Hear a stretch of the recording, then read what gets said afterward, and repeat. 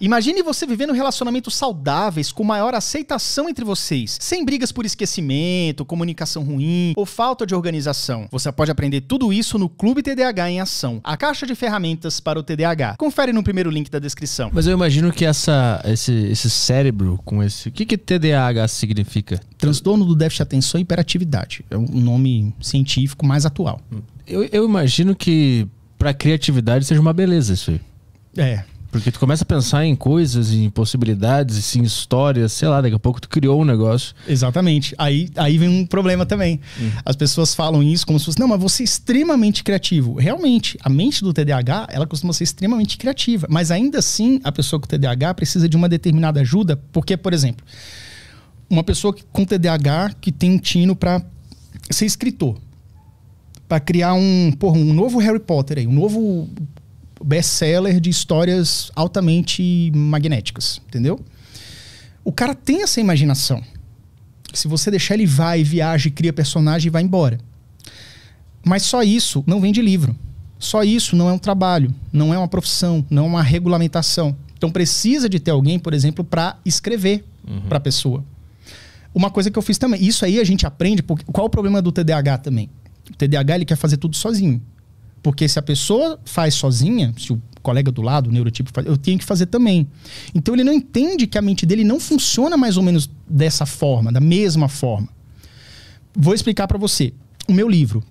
Eu tenho um livro, né, que se chama TDAH Descomplicado, tudo que os pais devem saber para poder ajudar seus filhos. Tudo os pais devem saber para ajudar seus filhos, tá? À venda na Amazon, na internet inteira aí. Esse livro, eu precisei da ajuda de uma ghostwriter. E como é que fiz esse livro? Eu virei pra ela, é a Manu, tá?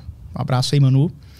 A Manu, cara, ela ouviu, cara, dezenas, centenas de horas de áudio meu.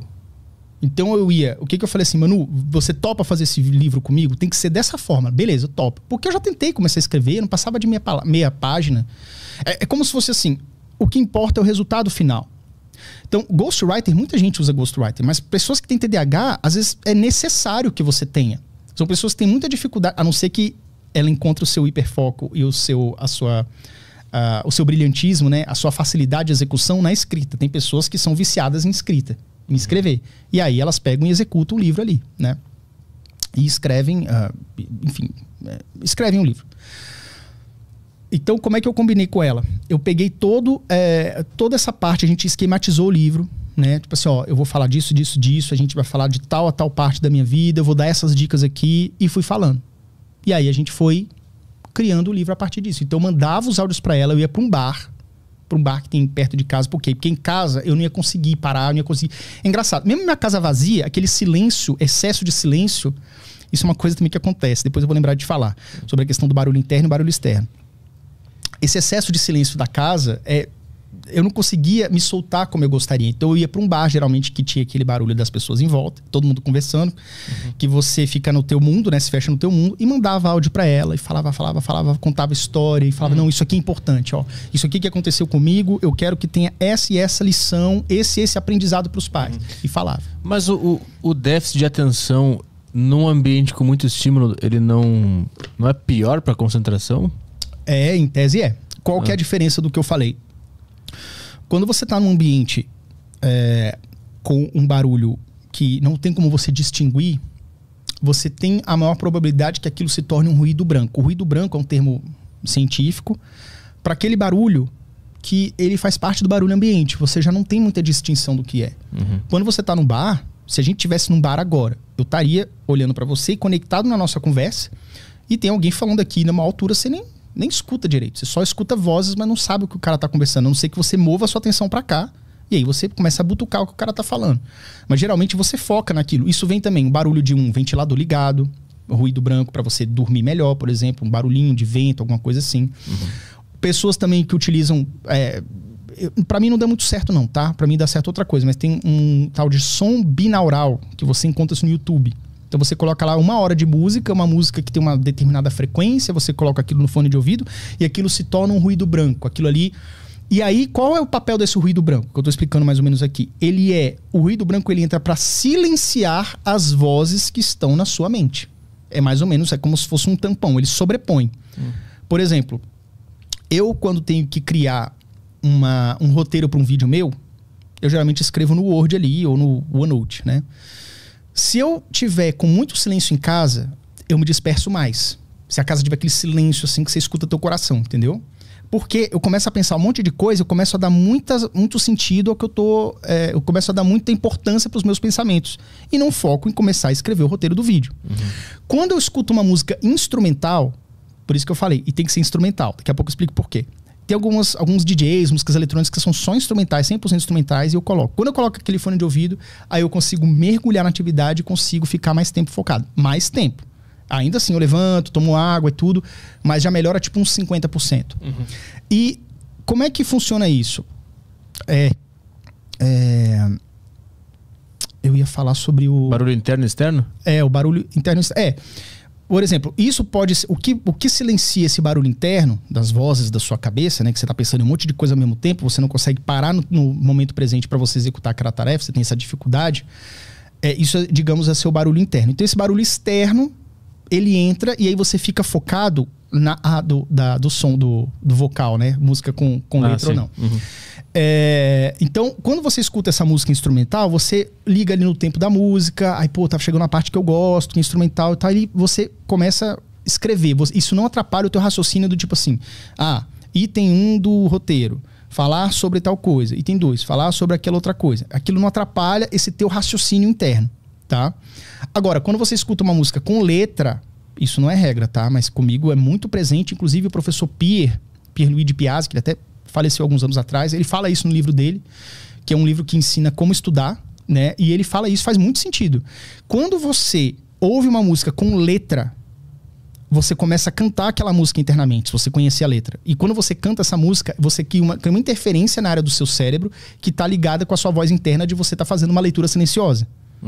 Então é como se eu estivesse escrevendo assim, o primeiro capítulo de não sei o quê, aí eu começo a cantar a música e tipo, eu começo a me confundir. Começa a escrever a música. Não, porra, não é isso que eu tô falando, entendeu? Então é mais ou menos isso. Então é interessante que você crie estratégia. Isso tudo eu fui aprendendo ao longo da vida, ao longo do tempo, apanhando bastante e aprendendo a não tomar mais cacetada. Porque agora eu não tenho mais um pai ou uma mãe que senta do meu lado e fala assim, filho, vamos lá. Abre aí o que você tem pra fazer. Eu não tenho ninguém pra me chamar. Eu tenho que me chamar. Eu tenho que criar os meus alarmes. Eu tenho que criar as minhas ferramentas pra conseguir superar essas dificuldades diárias, entendeu? Antes a gente falou ali que o cérebro tá tentando economizar energia, né? Quando ele foca em outra coisa, ele começa a viajar na maionese. Devanear. Ele tá tentando economizar energia. Mas, pensando aqui por cima, não é um gasto a mais ficar trocando de pensamentos e atividades o tempo inteiro? A longo prazo isso não gasta mais energia? Não, porque os pensamentos, ele vem a qualquer momento. Se eu falo assim, cara, elefante rosa, não pensa no elefante rosa. É aquela... Você já ouviu falar disso, né? Sim, é impossível você não pensar no elefante rosa quando alguém manda você não pensar. Entendeu? Então, a mente, ela vai trazendo pensamentos o tempo inteiro. O que é difícil é como se fosse a teoria do caos. Desarrumar é muito mais fácil arrumar. Você monta uma pilha de um cartelo de cartas aqui. Você demora 1 hora. Com um vento mais forte ou um tapa, você deixa o sistema bagunçado e caótico. Então, o desarrumar, ele é muito mais fácil. Quando você tem que alinhar, estruturar e entender que agora são 14 horas e você deve estudar, você deve parar sua atividade prazerosa e iniciar essa atividade sacal que você está procrastinando por tudo. Isso sim gasta energia. Então, quando você muda quando você realmente foca em alguma coisa, quando você tem que estruturar e cadenciar, é outra dificuldade muito do TDAH também. Fazer atividades cadenciadas com muitas sequências, mais do que 3 sequências, por exemplo. O que boa parte das coisas, das atividades, tem mais do que 3 sequências. Esse negócio de 3 sequências é como se fosse um limite prático, assim, digamos, né? Não é bem um limite, mas como se fosse assim. O ideal é que seja até 3 sequências. Inclusive, quando a gente dá uma regra, a regra do amuleto para criança, daqui a pouco eu vou explicar sobre isso, não vou fugir muito do tema. Vou falar da regra do amuleto daqui a pouco.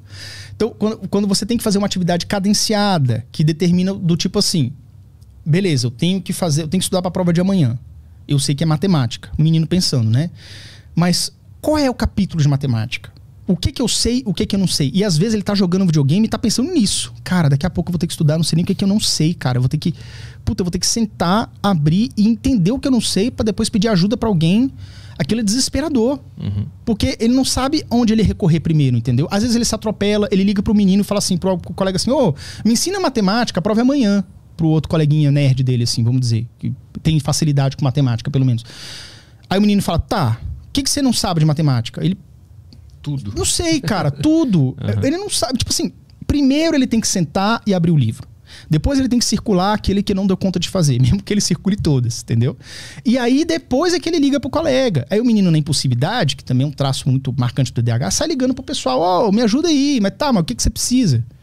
Ah, não sei, o que faz aqui? Pô, sei lá, cara, me diz qual é essa dúvida que eu te tiro essa dúvida. Então, essa questão da cadencialidade, da organização, da priorização, é uma questão que afeta muito a mente do TDAH de modo geral.